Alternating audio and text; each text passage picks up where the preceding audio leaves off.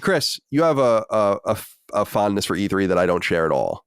What do you think about this news that the console manufacturers aren't going? Bad news. Yeah. I mean, at this point, like, whatever. It's clear. It's clear that this is just not going to work. If the original, who's it owned by? ReedPop. ReedPop. They're the guys that own Video Games Chronicle, Eurogamer, I think, shit like that.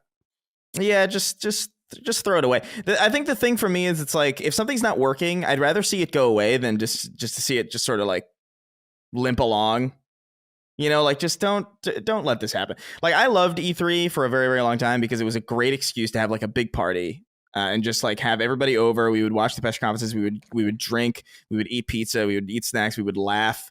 We would cringe. It was just a really, really fun time. And I'm sad that those times are not happening anymore. It's really actually fucking incredibly sterile, the way that we all receive our information now. It's like, here's a direct, and it's like, it works just fine, I guess, but it's so goddamn bland and lifeless and just devoid of personality that that's just how everything's going to be from now on. We are in the post personality stage of human society, and it's time we just accept that it's just over. Just send me to the cloud, baby. It's over. Yeah, just fucking whatever. Have some AI generated voice tell me what game is going to come out next summer, so that no individual can be embroiled in some controversy. I think I'm sorry, good. No, I think it's best to just kill it. Just let it go. The hell was that? I was just spraying a little air. I saw something on my desk. I wanted to get rid of it. Sorry. Scared the hell out of me. Sorry about that. That was weird. No, you're good. I think just kill it. Just let it die. It's okay. It's better that it should have died a minute ago, to be honest with you. Yeah, before COVID, I think probably was. Before COVID. But I'm gonna miss those parties. It's gonna be I don't know. It's just one less thing to look forward to.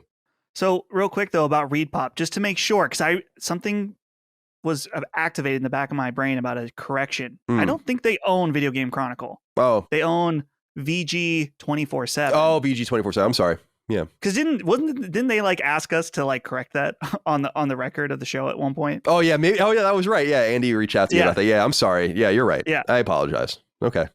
Which I'm surprised. Just total side note, but I'm looking at the brands that they own. They own Digital Foundry, Eurogamer, GamesIndustry.biz, Nintendo Life, Pure Xbox. Oh, Push Square. That was the one they own. Yeah. Road to VR, Rock Paper. They own a lot. Damn. Yeah. The question is, how much is any of that actually worth? I don't know. I think Digital Foundry is probably worth something. Yeah. And I love Push Square. I don't know what their traffic is, but if Push Square would be available, I would be interested in investing in Push Square probably. Well, but as far as E3, this is not surprising. I mean, Microsoft wasn't there in 2019. They were only kind of half there. They do their own separate thing in the Microsoft Theater, which is really annoying because if you're on the show floor at E3, then you have to go and leave the event and then go through security again at the Microsoft Theater and then leave and then go through. It's just a huge hassle. But so it's not totally surprising. I think this says a lot about Nintendo's plans currently, because from what it sounds like, they don't have anything big after the Tears of the Kingdom, the new Zelda game, which could indicate that a new Switch is coming in the next year or so, which makes sense. It's about time. And then, of course, PlayStation. They've been long checked out for a while. It's disappointing for me because I did want to go to E3 this year, or as a possibility, just because I think it would be fun. It's not even necessarily like I think this would be a good thing for us to cover on the show. I just think that E3 is fun. Going and hanging out and hanging out in LA for a week is cool. But with this seemingly sounding like it's going to be a ghost town, just doesn't sound worth it at all.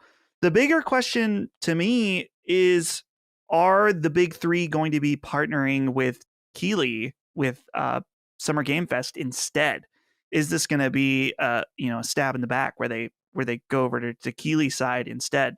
We'll see what happens and what comes of it. Maybe there'll be some sort of, when things go away and there's nostalgia that grows for it, maybe there's a way to take advantage. I did read that Nintendo would conceivably come back the next year.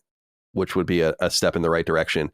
And the only thing I can think of is that it might be like an interesting gambit for some of the publishers to show up, because there'll just be a vacuum and more attention be paid to them. Like, will there still be an EA press conference? Will there be anything else like that? I don't know. But I just think that the industry has so materially changed. It really goes along hand in hand with the kind of the downfall of traditional media and the way games used to be covered. There's such a sporadic 24/7, just constant attention paid to everything. You don't need those one-offs anymore. You don't need to get the attention of USA Today and Wall Street Journal and stuff like that. And it's not what sells games. And I think also it costs money to go to these things. You have to put a lot of pressure on your teams to deliver demos and all the rest of it. There's a lot. I mean, and Sony basically just saying like, we're just not even doing it is probably a lot of relief. And has been for years, being like, no worries, no have to. Remember when Bruce Straley was playing Uncharted 4 at PSX and he fell through the environment and all that. Yeah. And it's like, these are the kinds of things you open yourself up to. I actually wrote recently for Sandeep Rai's PlayStation 3 book that's coming out this year. And I wrote a few things. And one of the things I wrote about was the Resistance Fall of Man demo at E3 in 2006, which when they went on stage had a 50% chance of crashing every time they played it. And they just went on stage and did it. And it didn't crash that time. And companies don't want to play that kind of game, that kind of, with these $200 million products and all this, it's just different. And so I think that the celebratory fun of it, like E3, I think it's just, I think the games industry, if I might be so candid, has totally outgrown that. I don't like putting it in the term of outgrown. I actually think it's the opposite. I feel like they've grown so insecure that they're no longer mature enough to do something like that. I think it's actually the opposite. I think they've regressed, not necessarily to a point in their previous time, because like video games have never really been this before. But I don't know. I just think it's like I said before, it's just fucking sterile and just kind of lame now. Like it was really cool to know that like, oh yeah, this demo that they did like could have, like, that's an amazing story. And that was like a story that happened a lot, like where it's like we went up there and that game could have exploded on stage for all we knew, and we did it anyway. And there's something scrappy and energetic and very appealing about that kind of environment where it's like, ooh, wow, we're really flying by the seat of our pants here and just sort of like risking a lot. And now it's we can't have that risk because why exactly? Yeah, I actually think I was there. I was in the room when it happened. I think that people found it charming, actually. Like, yeah, exactly. That's what I mean. It's like, I feel like they're, and this is what I mean about personality, where like, I feel like there used to be a stronger connection, or like between like the people who played games and the people who made them. I feel like there used to be like there wasn't this widening of the gap between the two, where like the developers felt like this this almost like kingly figure, and just like everybody was, we expected like, you know, this perfect like clean way of showcasing.